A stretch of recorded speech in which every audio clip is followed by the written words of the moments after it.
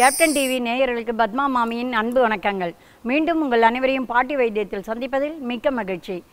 விக்கல் அப்படிங்கிறது ஒரு நாளைக்கு ஒரு டைமில் ஏதோ ஒரு டைமில் வந்தால் பரவாயில்ல, அல்லது நம்ம சாப்பிட்டுன்னு இருக்கும்போது பொறையறின மாதிரி இருக்கும், அல்லது தண்ணி குடிக்கணும் போல் இருக்கும், அந்த டைமில் தொண்டையில் விக்கல் வந்தால் பரவாயில்ல.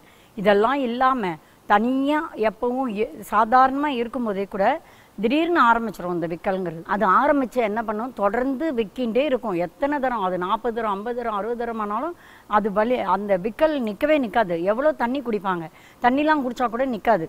அந்த மாதிரி விக்கல் வரும்போது நம்ம சாதாரணமாக ஒரு ஸ்பூன் அளவுக்கு சர்க்கரை, அதாவது எந்த சர்க்கரையாக இருந்தாலும் பரவாயில்ல, நாட்டு சர்க்கரையாக இருந்தாலும் பரவாயில்ல, ஜீனின்னு சொல்கிறோமே அதுவாக இருந்தாலும் பரவாயில்ல, கற்கண்டுலேயே சின்ன சின்ன கற்கண்டாக இருக்குது பார்த்தீங்களா, அந்த மாதிரி கற்கண்டை ஏதோ ஒன்று ஒரு ஸ்பூன் அளவு வாயில் போட்டுண்டு மெதுவாக அந்த எச்சியிலேயே அந்த ஊறி ஊறி ஊறி உள்ளே போச்சுன்னா அந்த விக்கல் நின்றுடும்.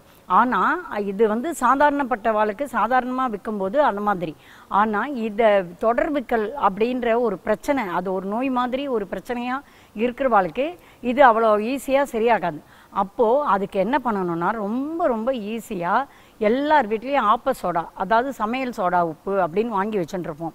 அந்த ஆப்பத்துக்கெல்லாம் போடுவோம், அதனால் அந்த ஆப்ப சோடான்னு பேர் உண்டு இதுக்கு.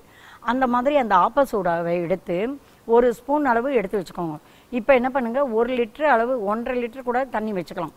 அடுப்பில் வச்சு மிதமான சூடு, அதாவது கொதிக்கலாம் வேண்டாம், சாதாரணமாக நீங்கள் குடிக்கிற அளவுக்கு இருக்கிற சூடு வரும்போது அந்த கேஸையோ அடுப்பையோ ஆஃப் பண்ணிவிட்டு அதில் இந்த 1 ஸ்பூன் அளவுக்கு அந்த ஆப்ப சோடாவை போட்டு நல்லா கலக்கிடுங்க. அவ்வளோதான். இது எவ்வளோ ஈஸி பாருங்களேன். இது ஒரு வேலையும் கிடையாது, சும்மா சாதாரணமாக அதை பண்ணிடலாம். அதை பண்ணிவிட்டு அதை அப்பப்போ அந்த தண்ணியை குடிச்சிட்டே இருங்க. அதாவது இப்போ இந்த 1 லிட்டருங்கிறத நீங்கள் பிரிச்சுக்கலாம் எப்படி வேணாலும். இப்போ 4 டம்ளர் தான் இருக்கும்னு வச்சுக்கோங்களேன். அப்போ 1 டம்ளர் இப்போ குடிக்கலாம். ஒரு அரை மணி நேரம் கழிச்சு, அதாவது விக்கல் வந்த உடனே 1 டம்ளரை குடிச்சிடலாம். அப்புறம் ஒரு அரை மணி நேரம் கழிச்சோ இதுவோ இன்னொன்று 1 டம்ளர் குடிக்கலாம். அதுக்கு பிறகு ஒரு 15 நிமிஷம் கழிச்சு உங்களுக்கு தாகம் எடுக்கும்போது அந்த தண்ணியை திருப்பியும் 1 டம்ளர் குடிக்கலாம்.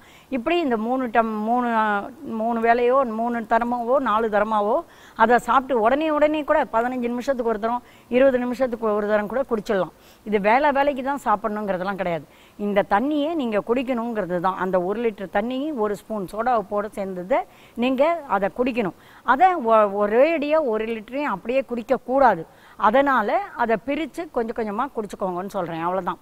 இது அப்படியே எவ்வளோ ஈஸி பாருங்கள். இது செய்கிறதும் ஈஸி, குடிக்கிறதும் ஈஸி. வெளியில் போனால் கூட நீங்கள் எடுத்துன்னு போகலாம்.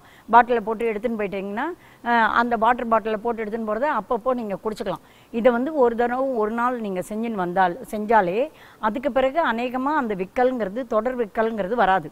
அதுக்கு பிறகு சப்போஸ் உங்களுக்கு வந்ததுன்னு வச்சுக்கோங்களேன், இன்னொரு நாளும் அதே மாதிரியே செஞ்சுக்கோங்க. அப்படி செஞ்சிங்கன்னா 2 டைம்ஸ் செய்யும்போதே அது நிச்சயமாக அது உங்கள் உடம்பை விட்டு போயிடும். அந்த விக்கல்ங்கிறது அது அவ்வளோ ஈஸியாக உங்களுக்கு சரியாயிடும். அதுக்கு பிறகெல்லாம் சாதாரணமாக விக்கல் வரும்போது நான் சொன்ன மாதிரி சர்க்கரையோ கல்கண்டையோ அல்லது நாட்டு சர்க்கரையோ பனங்கற்கண்டையோ வாயில் போட்டுண்டு மெதுவாக அதை வாயில் அடைக்கிண்டு சாப்பிடலாம். அப்படி சாப்பிடும்போது ஆட்டோமேட்டிக்காகவே அந்த சாதாரண விக்கல் நின்று போயிடும். எவ்வளோ ஈஸி பாருங்களேன். அதனால் இதெல்லாம் கவனமாக வச்சுக்கோங்க. நமக்கு தான் இதெல்லாம் வரணும்னு அவசியம் இல்லை. யாருக்காவது வந்தால் கூட இதெல்லாம் நீங்கள் சொல்லி கொடுத்து அவளை செய்ய சொல்லி அந்த பயனை அடைய வைக்கலாம். மீண்டும் உங்கள் அனைவரையும் வேறொரு மருத்துவ குறிப்புடன் பாட்டி வைத்தியத்தில் சந்திக்கிறேன். நன்றி, வணக்கம்.